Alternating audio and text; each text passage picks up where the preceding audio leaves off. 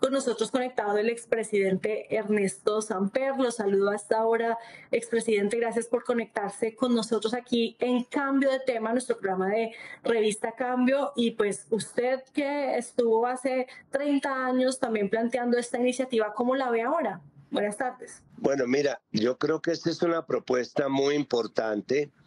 No es la primera vez que se menciona. Desde el año de 1964 el país ha estado pensando en abrir una especie de conexión entre el Océano Pacífico y el Océano Atlántico.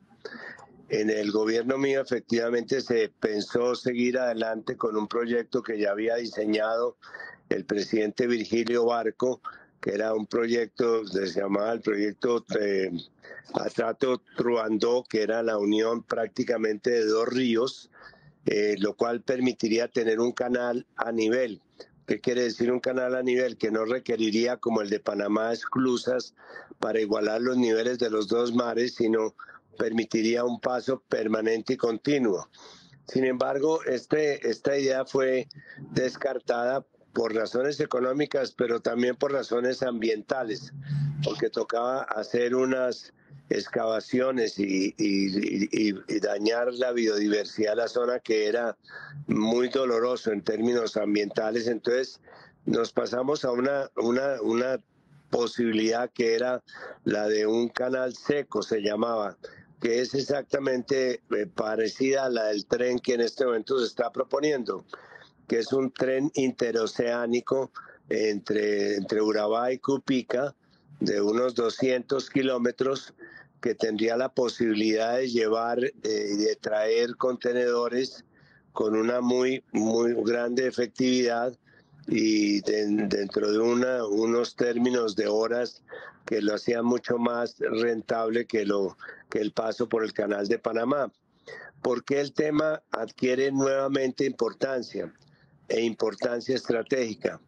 Porque además de la conexión de los dos mares, que no es solamente una aspiración colombiana, también se está hablando de un ferrocarril interoceánico entre Brasil y Perú, pasando por Bolivia, otro entre Argentina y Chile, también pasando por Bolivia.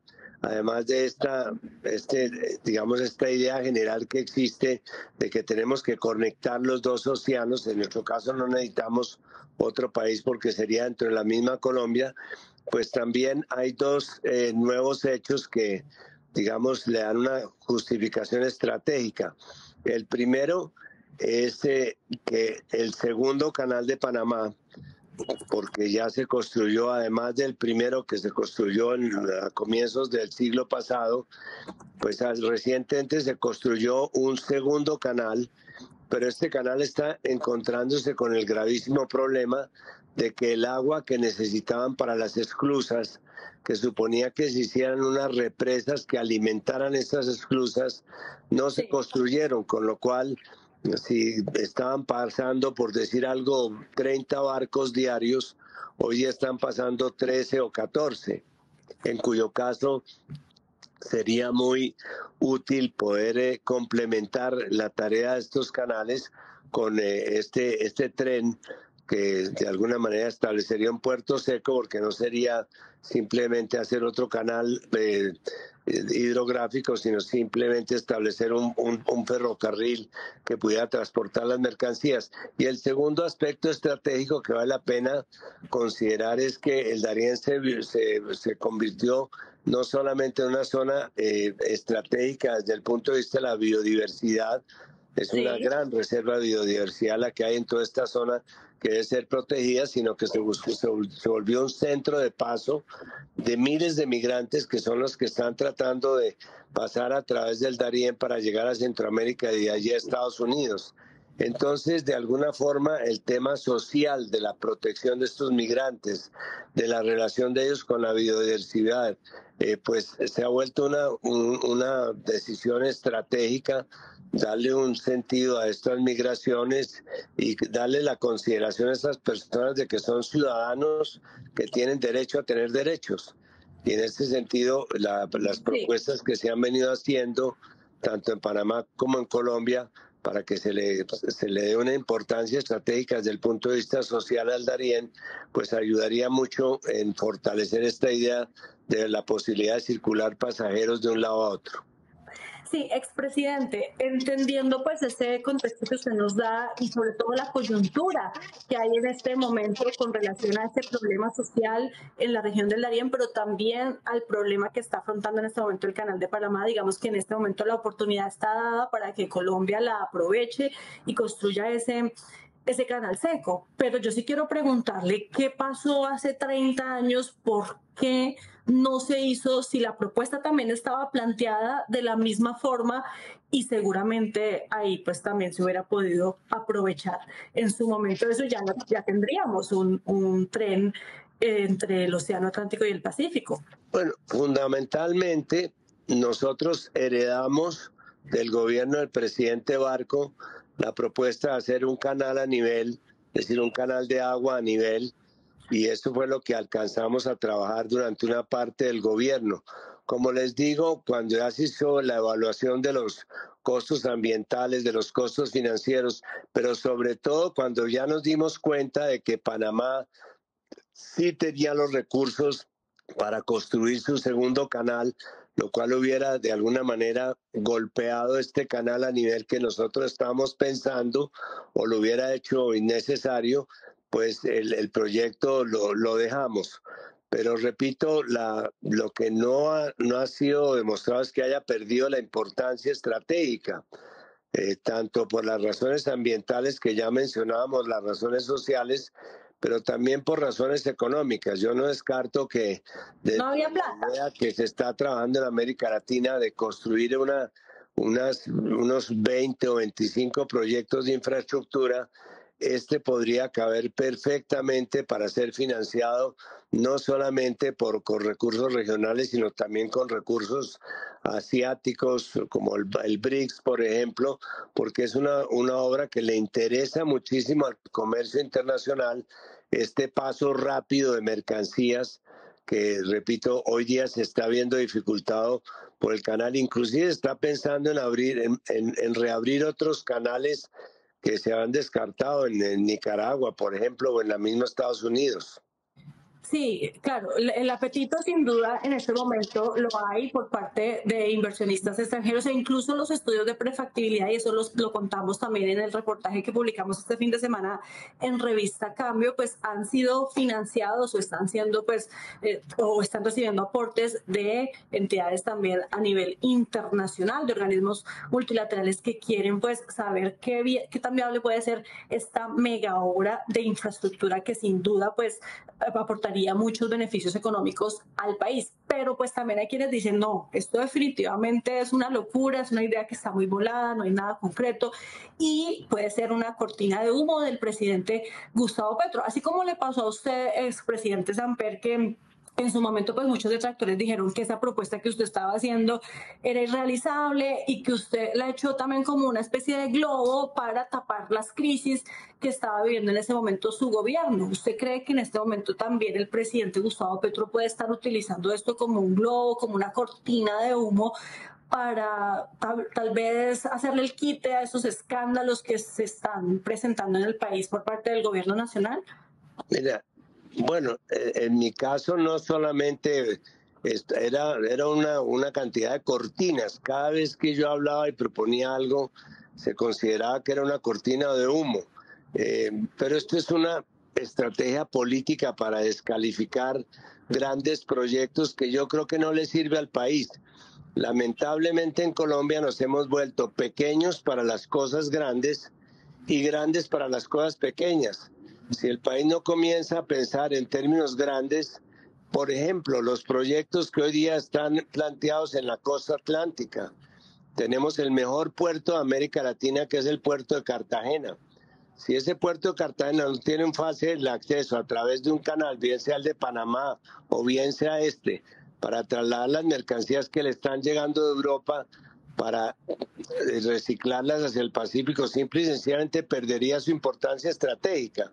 Entonces se trata de pensar no con el criterio mezquino de si esto lo va a beneficiar o no, sino cuáles son las grandes obras que el país necesita como por ejemplo lo del canal del dique, el tema de la recuperación de La Mojana, el metro de Bogotá, pues son obras que el país necesita ahora o dentro de 10 o dentro de 20 años. Y a mí me parece sano que el país se plantee no obras a un año vista, sino obras a 20 o a 30 años vista. Si lo hubiéramos hecho en esa época, quizás en este momento estaríamos utilizando el ferrocarril para estos efectos. Como digo, en ese momento nos dimos cuenta de que podíamos haber llegado un poco tarde frente al segundo canal de Panamá, pero que íbamos a saber nosotros que el canal no iba a funcionar. Entonces son cosas aleatorias y yo creo que lo otro es simplemente una estrategia política para descalificar cualquier cosa que haga este gobierno, los otros gobiernos por parte de la oposición, que es legítimo además, pero yo sí creo que el país debe pensar en grande. Claro, el problema es que también pues esos escépticos puede que tengan razón en ciertas cosas porque pues ya llevamos 19 meses de este gobierno y todos esos grandes proyectos que se han prometido pues hasta el momento no se han materializado o por lo menos no se ve que haya algo más concreto. Incluso el presidente siempre insistió en su campaña en el tren entre Buenaventura y Barranquilla y pues de eso tampoco hay nada todavía. Entonces por eso es que pues se cree que son cosas que sí se necesitan, pero que pues podrían llegar a ser irrealizables. Pero quiero volver rápidamente con la gobernadora Nubia Carolina Córdoba, la gobernadora del Chocó, porque justamente estábamos entonces diciendo que este es un tema que la región necesita y de forma urgente. Y usted nos decía, gobernadora, pues que usted sí lo ve viable. Pero entonces, ¿cómo aportar desde la región a esa viabilidad para que pues esto, más que un tema de un estudio o una idea en el papel, pues se vuelva una realidad? Paula, gracias. Un saludo especial al expresidente Samper. Y retomando, insisto, es viable y en todo caso los proyectos o los macroproyectos de nación se hacen viables en la medida en que se les aplique inversión. Obviamente que sin disposición y acción ordenado a uno planificar y dos empezar a caminar unos pasos en la ejecución, pues no se van a lograr viabilizar los proyectos. Desde la región tenemos dos elementos importantes. Lo primero es decirle que el departamento del Chocó está hablando de sus canales, está hablando de sus posibilidades para conectar los dos océanos que tiene, está hablando de sus riquezas desde qué departamento. Yo le decía, en el himno del Chocó dice, desde que es departamento, tus dos mares, tus canales, Pornapipí y Truandó. Es decir, no es una la alternativa de paso interoceánico que tiene el departamento del Chocó, porque el departamento del Chocó tiene esa posición, digamos, geoestratégica. En el mismo lugar donde está Colombia en el mapa de Sudamérica, está el Chocó en el mapa de Colombia, justo en la esquina, en la intersección entre el Pacífico y el Caribe. Somos el único departamento con dos costas. Ahora, ¿qué nosotros hemos planteado desde el departamento del Chocó para hacer viable justamente esta iniciativa? Una, en el escenario de la planificación. Primero, está quedando como el macroproyecto más importante de nuestro plan de desarrollo. El de estos 4 años, tal como lo marca la ley, en la construcción lo hemos llevado. Ya hay una concertación entre al menos las autoridades territoriales que se han posicionado a partir de enero de este año en la subregión Darién, en la subregión Pacífico. Y, por supuesto, esto tiene que ser llevado a la gran concertación de las autoridades étnico-territoriales, porque en el caso del departamento de Chocó somos un departamento étnico, contamos con territorio colectivo. En esos territorios colectivos las autoridades son las comunidades negras y comunidades indígenas. Así que sigue el siguiente paso de la concertación con las comunidades para hacer este diálogo social en torno al proyecto. Igual hay una gran expectativa positiva en torno a la posibilidad de que lo podamos materializar. Y está en nuestro plan de desarrollo departamental que le presentaremos a finales de este mes a la Asamblea Departamental para su aprobación. Y dos, al mismo tiempo hemos seguido un proceso de concertación parecido al de la Nación o de construcción. Es una visión Chocó a 2050. Y entendemos que proyectos como estos no son planificados para el cuatrienio, ni para 10 años, ni para 5 años. Son proyectos que requieren una planeación, por supuesto que en el largo plazo. Mucho más importante que sea en el largo plazo de la nación, porque pues, estamos en una república de carácter central en la cual departamentos como el Chocó dependen de la inversión y la decisión, sobre todo en ciertas acciones administrativas que le competen a la nación desde el nivel central. Así que nosotros estamos en esa tarea y requeriremos, uno, planificar y dos, concertar con las comunidades. Sí, ese es un importante punto, gobernador, el de concertar con las comunidades, porque aquí también nos están llegando bastantes comentarios a esta hora a través de nuestro chat en YouTube y nos recuerdan nuestros televidentes, quienes nos están viendo y se conectan a esta hora con cambio de tema, pues que el presidente Gustavo Petro pues ha sido también un abanderado del tema del cambio climático y la política ambiental, y pues un proyecto como este, un megaproyecto como este seguramente pues genera bastante afectación a nivel ambiental y sobre todo pues en esa zona tan rica, tan llena de ecosistemas, y que si le atraviesan un tren, un ferrocarril, una vía férrea, pues podría también verse impactada. ¿Qué decir sobre eso? Porque pues aquí también hay que tener en cuenta la parte ambiental, ¿no? Es que es muy complicado opinar sobre condiciones y características ambientales y conocer el territorio por dentro. Hay que conocer el departamento del Chocó y saber en qué condiciones estamos viviendo hoy para poder opinar sobre el tema ambiental. Porque, primero, por supuesto que es fundamental, y tanto el gobierno departamental como el nacional lo ha dicho, queremos defender los recursos naturales. Pero hay que ver qué está pasando hoy con los recursos naturales del Chocó. Recordemos que el departamento del Chocó, justamente por esas ventajas geográficas, está hoy a merced de los grupos armados al margen de la ley. Y hoy la deforestación no la va a generar un ferrocarril por un trazado claro, donde vamos a tener plan de manejo ambiental, vamos a tener licenciamiento ambiental, control de esos daños ambientales y reparación en todo caso. Hoy la deforestación la están haciendo, por ejemplo, las economías ilícitas. ¿Cuántas hectáreas deforestadas van en la región del Darién justamente por cultivo de hoja de coca? ¿Cuánta deforestación por aprovechamiento de recursos maderables en solo Río Sucio, que es el municipio más grande del Darién, donde estaría justamente el paso bioceánico del que estamos hablando? En solo Río Sucio, entre el 2001 y el 2011, tuvimos 60 hectáreas de bosques deforestadas totalmente. La deforestación que existe en el Darién no está controlada por nadie. Ahora vamos a decir que un proyecto debidamente formulado, con el debido licenciamiento ambiental, con la debida noción de cómo se pueden aminorar los impactos ambientales, no puede generarlo. ¿Cuánto impacto ambiental está generando hoy el paso de los migrantes por el Darién? Ahora, el paso bioceánico no pasa por el tapón del Darién, que es el punto más megadiverso. No pasa por ahí. No obstante, el paso por ese punto, hoy los grupos al margen de la ley lo tienen llenos de caminos, llenos de vías para poder transitar con mayor facilidad a la gente a la que le cobran un recurso por recogerlo en Necoclí y dejarlo del otro lado en Panamá. Quiero dejar una cosa clara, y es el desarrollo no es enemigo del ambientalismo, ni el ambientalismo es enemigo del desarrollo. Hay modelos de desarrollo que son ambientalmente sostenibles, hay modelos de desarrollo que son ambientalmente sustentables. Ahora, ¿cómo se tiene que hacer para que sea correcto? Lo primero es que tiene que ser con enfoque territorial. Yo efectivamente no me puedo inventar modelos donde o es muy dañino o es improbable la acción de manera controlada, y eso lo tendrá que establecer ¿qué? El proyecto, eso lo tendrá que establecer ¿qué? El trazado. Hoy ni siquiera conocemos con claridad el trazado, ni qué tipo de afectaciones van a generar, y ya decimos no es que el Chocó no se puede tocar. El Chocó ya está tocado, infortunadamente, por manos inescrupulosas, por grupos al margen de la ley, por deforestación, por todo tipo de aprovechamientos del territorio que no están controlados por la legalidad. Entonces, ¿qué tenemos que hacer para controlar esto adicionalmente? Pues hacer una transición a economías lícitas, alternativas económicas formales que permitan, por ejemplo, emplear a toda esta cantidad de gente que vive no solamente en el Darién, en el Chocó. Esto genera un impacto grandísimo para toda la nación y que permitiría que el que esté hoy entronizado del espacio físico que se compone entre Darién y nuestra costa pacífica no sean los grupos al margen de la ley, sino un proceso económico legal y controlado. Sí.